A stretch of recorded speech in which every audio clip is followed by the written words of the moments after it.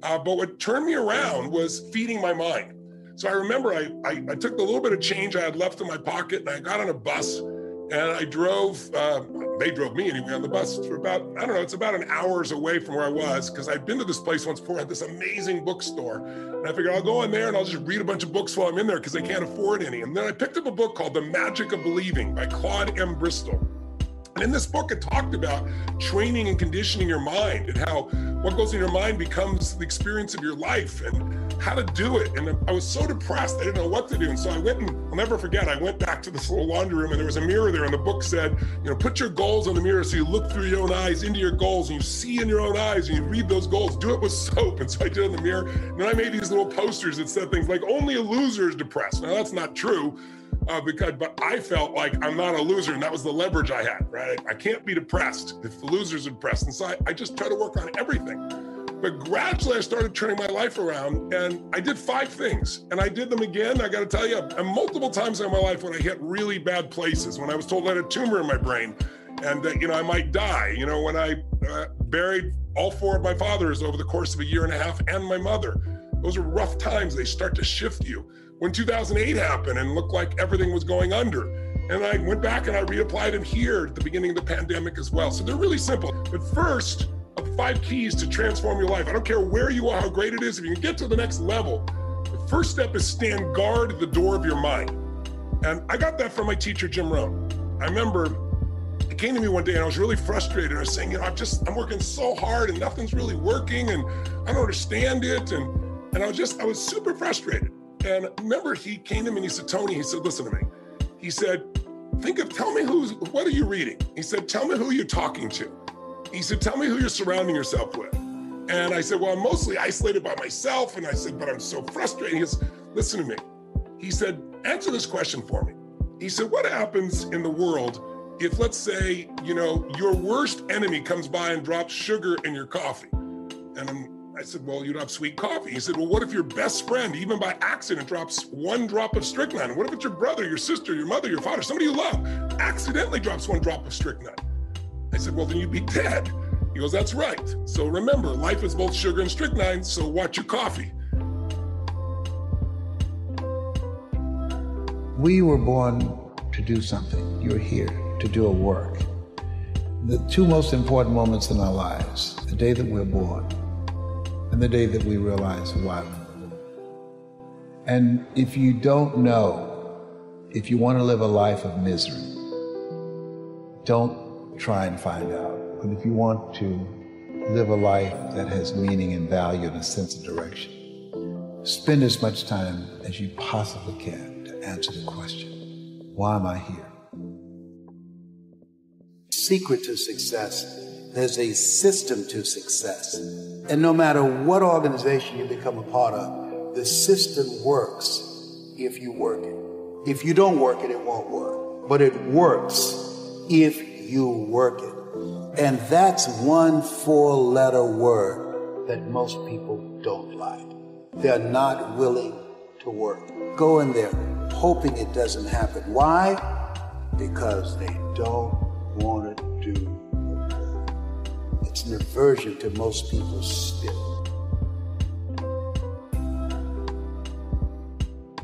Comparison is the death of joy. And not only does it kill your joy, it kills your motivation, it kills your energy or your desire to move forward. It makes you more insecure. The only person you have to be better than is who you were yesterday. Man, whatever you're doing, do as unto the Lord. Like every day I'm trying to be better. And there's just a part of you, I think, in anything you're doing when you're struggling, is this really for me? Is this my destiny? Should I be doing this? And we misread failure from some sign. You know, is this a sign I shouldn't be doing it? You know, is this a sign I am, you know, not cut out for this? Instead of looking for signs that you can win. Hey, make a decision now that says, I'm going to live in a beautiful state and I'm going to find beauty in whatever life brings me. Because life is too short not to.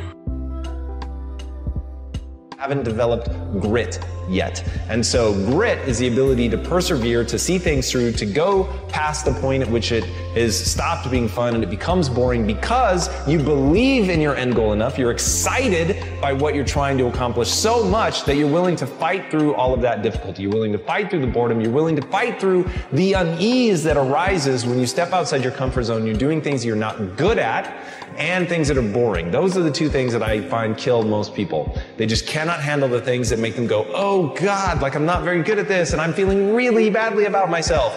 And they forget that they can get good on a long enough timeline. And then two, inevitably, in any pursuit of greatness, in any endeavor where you're trying to gain mastery, you're going to get bored. Because practice is repetition. It's doing something over and over and over and over to really train yourself to get to the point where you're truly exceptional. And there's just so much boredom inherent in that process. It's, and everything in my life after that shifted.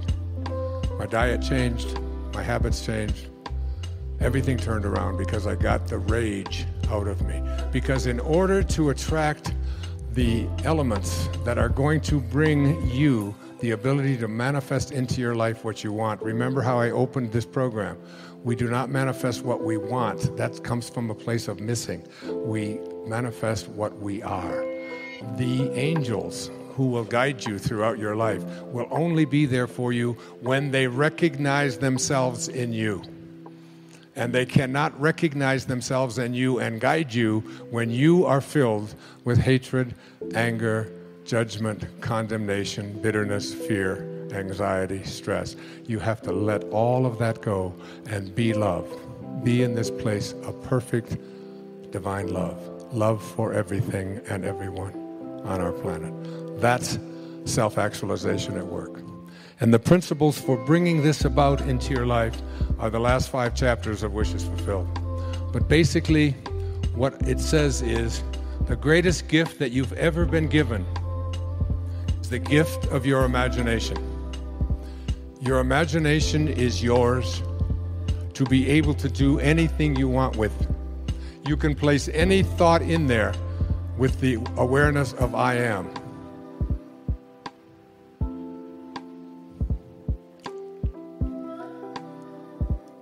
There's a very famous poem about that moment of Moses speaking to God. It says, earth's crammed with heaven, and every burning bush afire with God. And those who truly know take off their sandals, while the rest sit round it and pick blackberries. It's your call. It's your call. So your imagination is the greatest gift that you've been given. And you can put anything in there. No one can tell you what can be there or what can't be there. Einstein said, imagination is greater than knowledge. And he said, if you want your children to have a great imagination, read them fairy tales. If you want them to be even smarter, read them more fairy tales. That's why I've written 5 children's books with that very idea in mind. The second thing is that you have to learn to live from the end. Whatever you have placed into your imagination, you have to act as if it already were your reality, independent of what anything or anyone else says. When I was told that I had this diagnosis of leukemia, I can't tell you how many people sent me condolence letters and sent me information about this disease and how it was incurable, and unfortunately this. And fortunately, I was given by my children a wonderful gift. It's called an iPad. And it's got this wonderful feature in it. It's called Delete. And then there's another feature of it. It's called Trash, which is really great. I'd like to have a button like that on me at any time, so that anytime anybody brings any information to you, you just push the trash button. It even makes a little sound. It goes, whoop, hit delete, and it's gone. I had this little scar that you see right here on the right side of my face. There was a skin cancer thing there, and I was going to the dermatologist, and they were going to cut this thing out. And I had a woman stop me, and she said, that's really bad. I said, what? It's just a little red mark here, and they're going to just cut it out, and it'll be fine. She said, no. She said, my girlfriend's husband, He had that, they had to cut his penis off.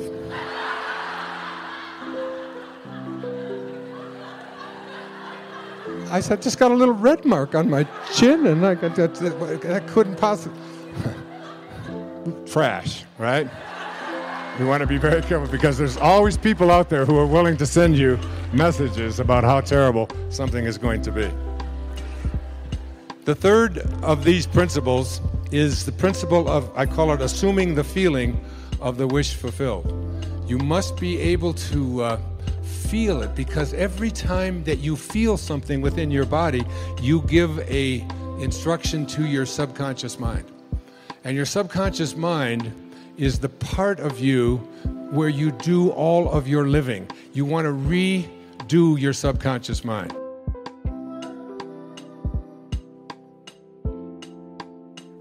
Yesterday afternoon,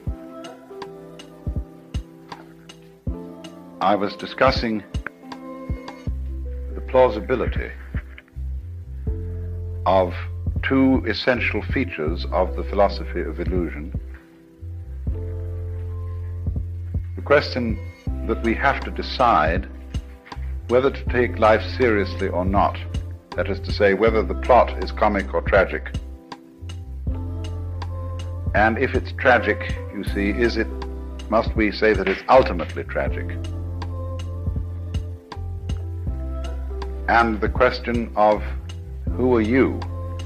And are we to say that I myself, right down at root, am just a little kind of jerk of some kind that really has nothing to do with this cosmos, but just arises in it and is here on sufferance for a short period, and then absolutely nothing follows, you see?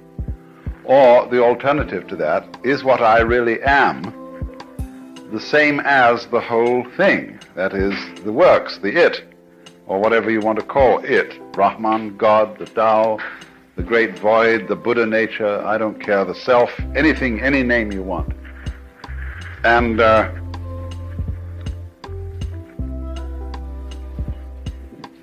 whereas that attitude, you can look at it from various points of view in judging it. You can say it's wishful thinking.